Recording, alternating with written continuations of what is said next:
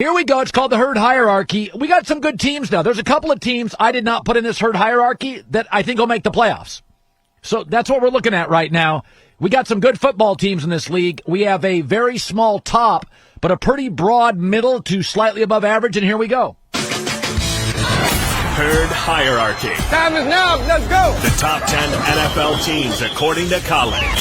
Number 10. I've got a soft spot for the Tennessee Titans because it's old school football. I respect their head coach, Mike Vrabel. They overcame an 11-point deficit against the Ravens. They run the ball. They lead the league in rushing attempts. And they're pretty good playing from behind. Ryan Tannehill's had 5 winning drives this year, late in games, which leads the NFL. They are very old school football, but I got a soft spot for them because I've loved the NFL for 40 years, and I have the Titans, the well-coached Titans, at 10. Number 9.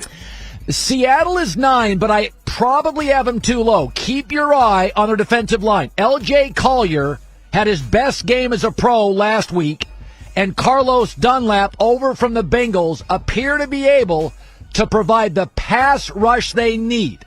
They held Arizona to a season-low 21, and they have the easiest remaining schedule in the NFL. We know Russell's got 30 touchdown passes, tops in the league.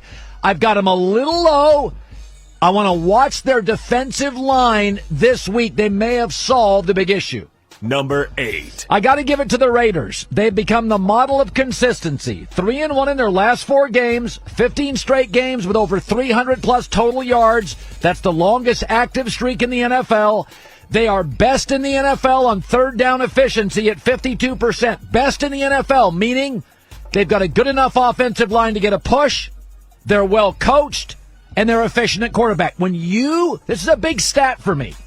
Teams that are good on third down offensively, it tells you many things. Good O-line, good coaching, and a quarterback that can be efficient against pressure. Raiders at number 8. Number 7. Green Bay Packers. I may have them too high. I'm doing this for Aaron Rodgers because they have the worst red zone defense this year. Opponents score on 97% of red zone drives. They can't stop anybody down inside the 20. And they blew a 14-point lead against the Colts. They got pushed around the entire second half.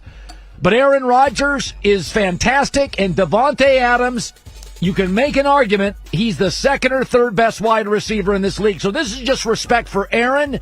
I believe they're too Aaron Davante dependent, but I'll put him at 7. Number 6. I'll put the Colts, who I think have a lower ceiling but play physical football. They've won 4 of 5.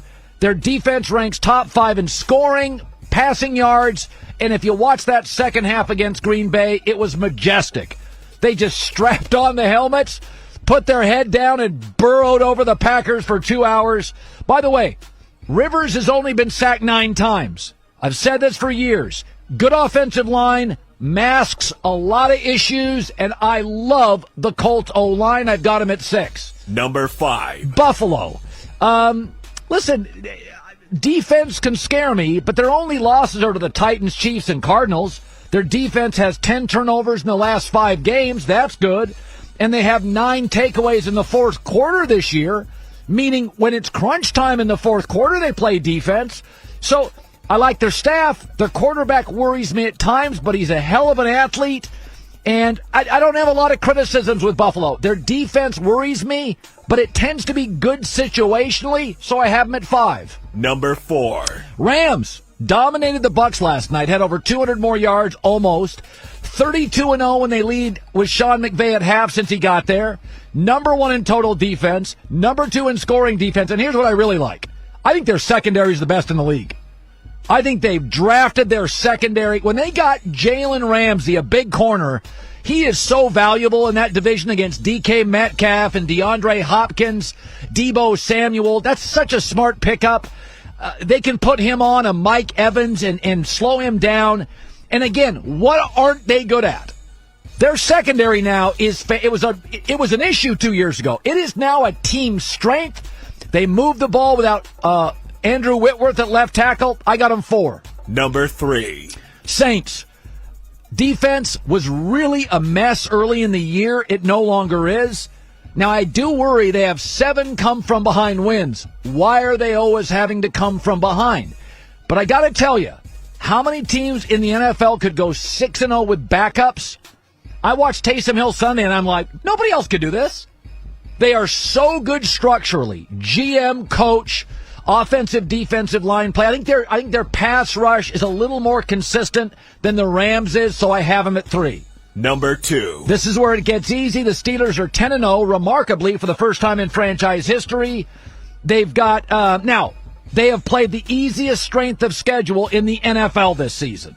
Some of it is they've beaten a lot of crap.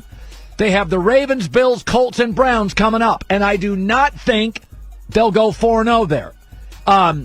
They win a lot of close games against decent teams. They don't have the running game. I think that gets you to a Super Bowl, but I have them at 2 because they're 10-0, and their defense, especially up front, is nasty. Number 1. The Chiefs are 18-1 over the last calendar year. At this point, if you're going to not put them at number 1, you're just trying to be obnoxious. As much as I want to put them 2 or 3 because of Nick Wright, I love a football team that can win playing poorly or win when it's outplayed. And I thought the Raiders outplayed them for chunks of that game, and the Raiders are a good team.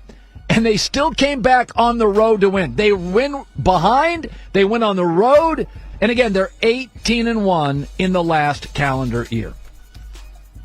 There you go. Our herd hierarchy. Hi, everybody. Thanks for watching. Subscribe here to get the latest from the show. Also, be sure to check out more of the best clips from The Herd or go watch a few segments from other shows on FS1.